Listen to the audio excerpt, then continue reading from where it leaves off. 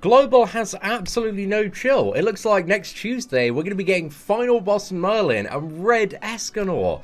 Like, as somebody that runs a whale account or a free-to-play account, man, my whale account can just about keep up, but the free-to-play account, there is zero chance, man.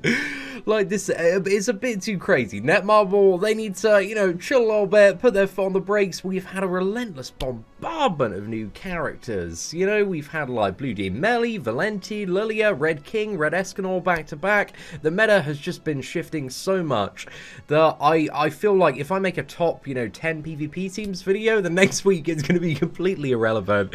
However, one thing I'm very excited for next week, I love the final bosses, man. I love getting sweaty on the final bosses. Final boss Gotha was an absolute blast, and I cannot wait for another final boss so quickly. So today, I want to talk about top 10 units you must rank up right now for final boss Merlin. None of them. Absolutely none of them. Because as we've seen with Final Boss Gotha, the scoring system on Global for final bosses has been very different to the scoring system on the Japanese version of the game. So any unit somebody tells you to rank up before the release could be incorrect. We had a lot of players with Final Boss Gotha that on the early guides, because SR Lizhawk and SR Arthur were such amazing champions, they rushed in even before the release to fully max out those characters, only to find that the King and Hauser that they already had were doing a lot better and scoring a lot more points. So my advice to anybody looking to prepare for Final Boss Merlin is that she's a green unit, so most likely green and red characters are going to be some of the best for fighting her. Which characters we don't know yet, we won't know until we see what the scoring system is like and how the fight actually plays out on Global. I think it's you know, very likely characters like Gotha, Red Escanor, Arthur, Helbram, maybe even Hauser are going to be really, really good. But it's all kind of speculation until the actual scoring system comes in.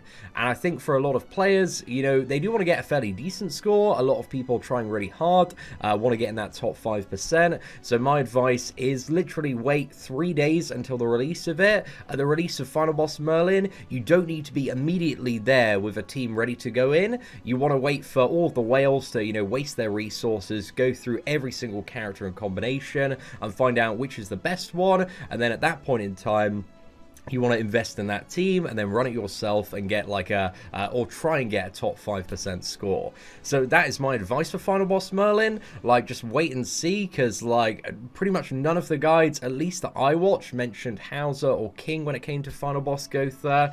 So the scoring system has been wildly different. So just chill. You don't need to go in straight away. Like, wait a little bit and see who are the best scoring teams and then build that team. That is the advice there. But again, if you do want to prepare, you can farm awakening units for all the red characters and all the green characters, because it's very unlikely that blue characters, they could be, even blue characters could be top scoring options if there's some sort of crazy cheese strategy.